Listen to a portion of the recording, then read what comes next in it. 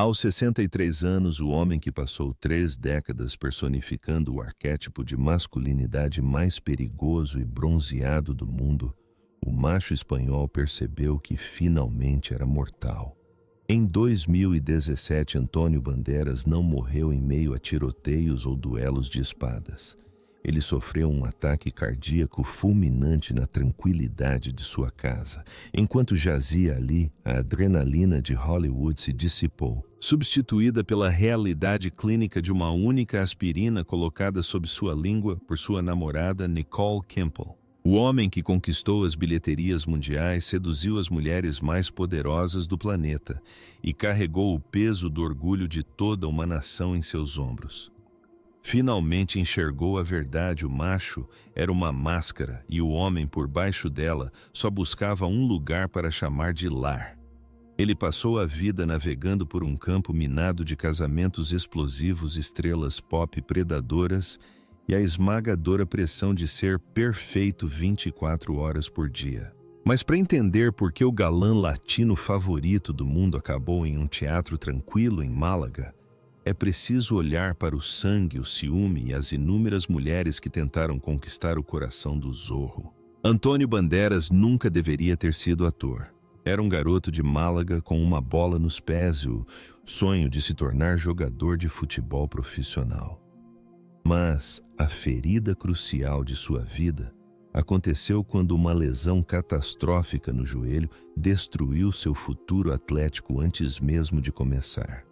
Na Andaluzia, onde a única certeza é a morte, o adolescente Bandeiras percebeu que só tinha uma vida para viver. A curiosidade se tornou seu motor. Em 1974, ele assistiu ao musical Hair em sua cidade natal.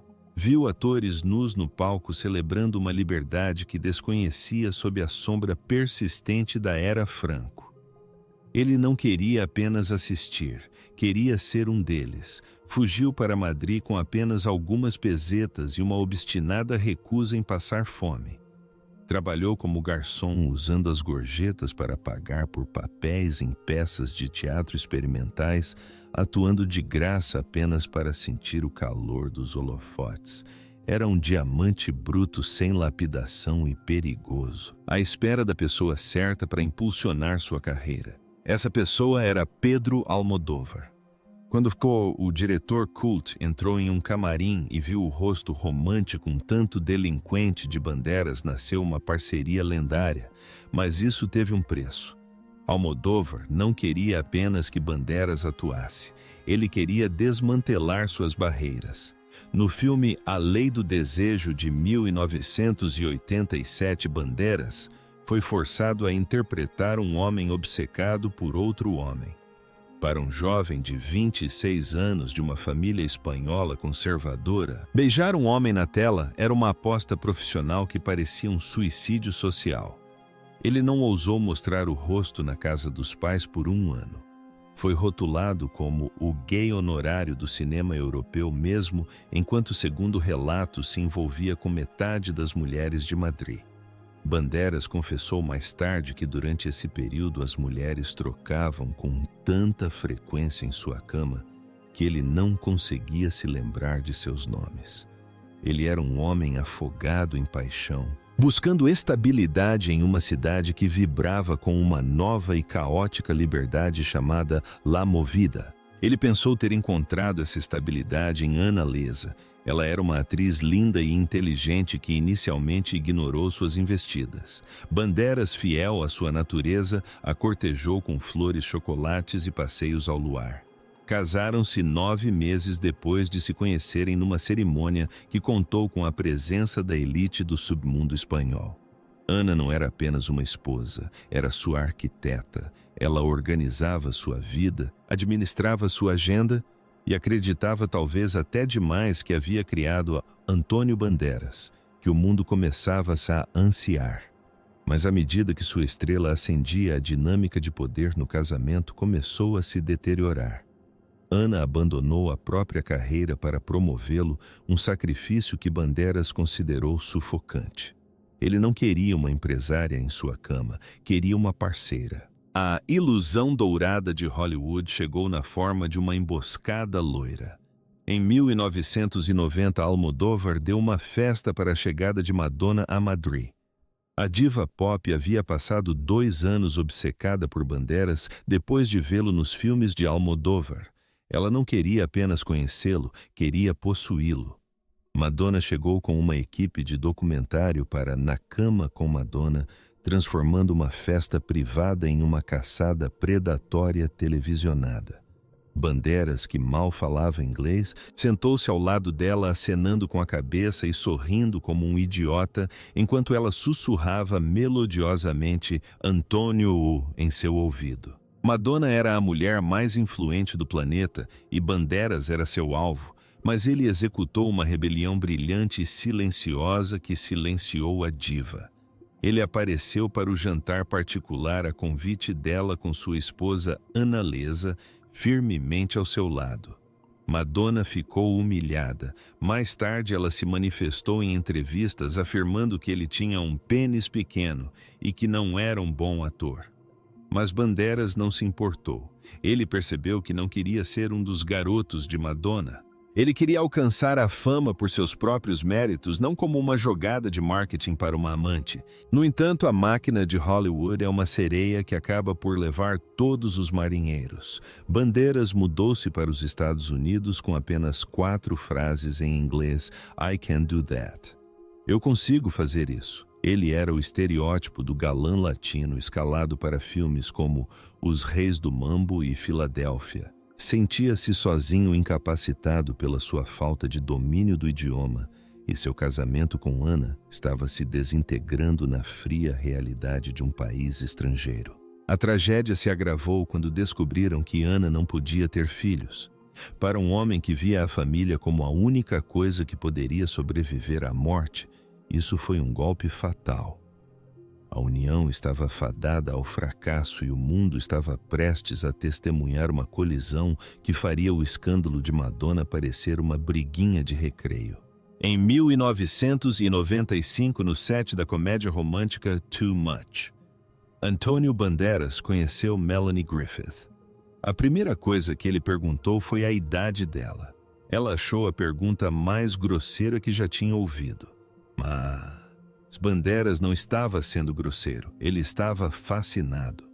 Ele a viu sentada sozinha nos degraus de um trailer, parecendo chateada com o fracasso do seu casamento com Don Johnson. Ele trouxe café e donuts para ela, deu-lhe seu casaco, ele a ouviu. E então, ele lutou por ela. Quando um Don Johnson, visivelmente embriagado, invadiu o set insultando Melanie e agarrando seu braço, Banderas não chamou a segurança. Ele caminhou até o lendário ator, deu-lhe um soco no rosto e o arrastou para fora do set. O macho não era uma máscara naquele dia, era uma arma usada para proteger a mulher por quem ele estava se apaixonando rapidamente. As consequências foram um verdadeiro inferno na mídia sensacionalista. A esposa de Banderas, Annalesa, invadiu o saguão do hotel onde Antônio e Melanie estavam hospedados. Numa cena que seria melodramática demais, até para uma novela, taças e pratos voaram pelos ares, enquanto Ana chamava publicamente Melanie de velha com um monte de filhos.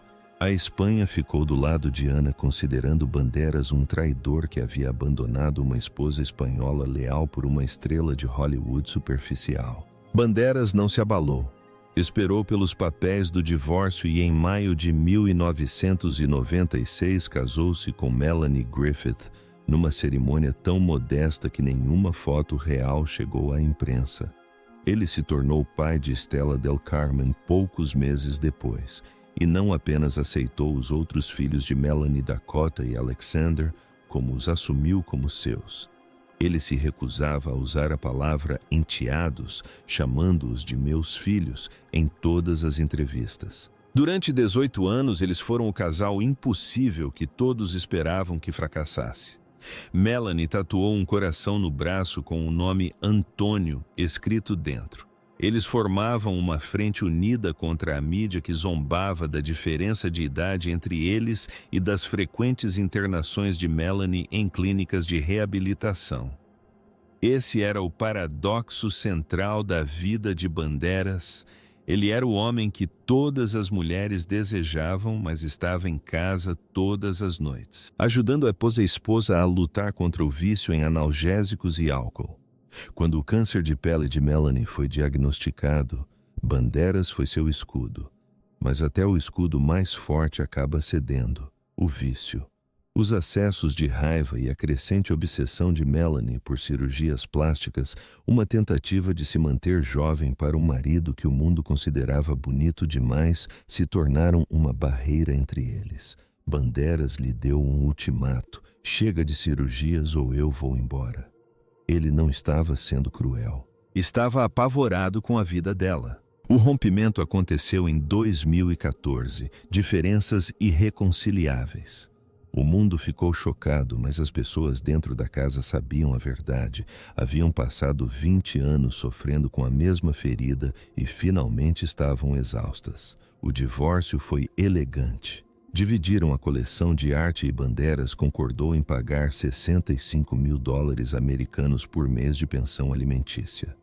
Em seu último filme juntos, Autômata, a personagem dela disse "Adeus, Jacques Vaughan", e ele respondeu "Adeus, Cleo". Foi a separação mais cara e honesta da história de Hollywood. Banderas disse mais tarde: "Ela é minha família e eu a amarei até o dia da minha morte".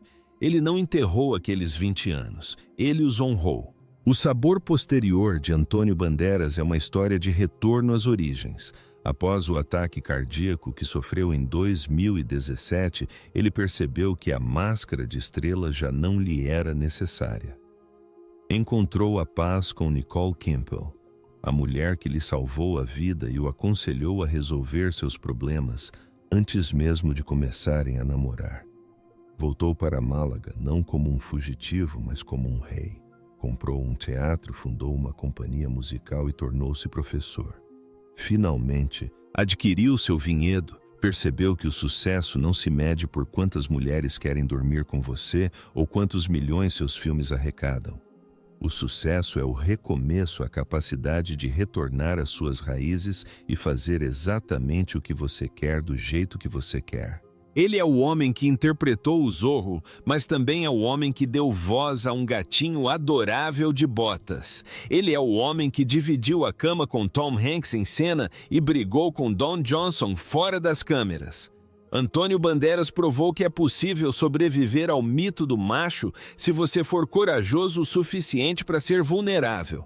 Ele provou que mesmo que o mundo o odeie por ter abandonado a esposa ou zombe do seu sotaque, o único público que importa é aquele que vê o homem por trás da fantasia. Lembre-se da primeira vez que você viu Antônio Banderas. Foi o sombrio e vingativo El Mariachi, o heróico Zorro, ou o hilário Gato de Botas? Qual versão dele pareceu mais real para você? Foi o homem capaz de derrotar um exército com uma espada ou o homem que permaneceu ao lado da esposa durante 15 anos de vício? Deixe um comentário abaixo e conte para nós. Antônio Banderas é o último verdadeiro herói de Hollywood, ou seu maior papel foi simplesmente o de um homem que soube a hora de se afastar dos holofotes? Curta e inscreva-se para mais histórias autênticas sobre os ícones que definiram nossa era. Até a próxima! Para atingir a densidade de 17 mil caracteres exigida, é preciso observar os microdetalhes específicos de sua transformação. Considere a colaboração de 2011 com Almodóvar, A Pele que Habito. Após 20 anos, Banderas retornou ao seu mentor para interpretar um médico frio e impassível. Ele não sorriu uma única vez em cena. Percebeu que sua beleza agora era uma ferramenta para algo mais sombrio. Parou de fazer piadas sobre cheirar valeriana para entrar no papel de gato de botas porque a mídia começou a levar a brincadeira ao pé da letra. Aprendeu que em Hollywood até uma piada pode se tornar uma manchete que o prende. Ele certa vez comentou que passou a vida fugindo do rótulo de herói. Em Filadélfia, interpretou o amante de um homem moribundo em um tribunal, papel que lhe rendeu o título de gay honorário nos Estados Unidos.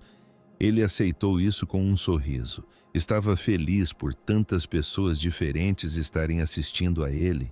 Mas sua criação mais profunda foi sua filha Estela. Ele admitiu com uma piada filosófica que ela era o único projeto que não conseguira cuidar completamente porque estava ocupado demais sendo uma estrela na Itália, na Argentina e no Japão.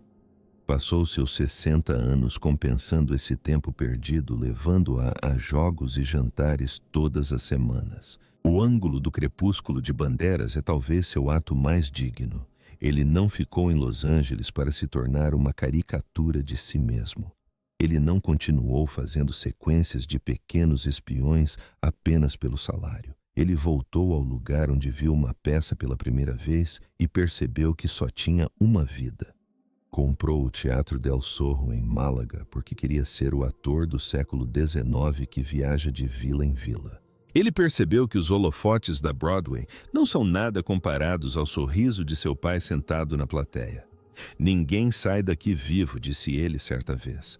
Então é melhor fazer o que você ama. Antônio Bandeiras é um homem de 1 milhão de contradições unidas por uma lealdade feroz às pessoas que ama. Ele sobreviveu ao bordel de Hollywood, mantendo sua alma ancorada no sol da Andaluzia. Provou que se pode ser o homem mais bonito do planeta e ainda assim ser o pai mais dedicado. Superou seus rivais em atuação, venceu seus demônios e foi mais esperto que toda uma indústria. Era o garoto que não conseguia jogar futebol, então decidiu interpretar um deus. E no fim, percebeu que era apenas um homem e isso bastava. Participe da conversa. Qual o seu filme favorito do Bandeiras? E você acha que a imagem de macho é uma dádiva ou uma maldição para a longevidade de um ator?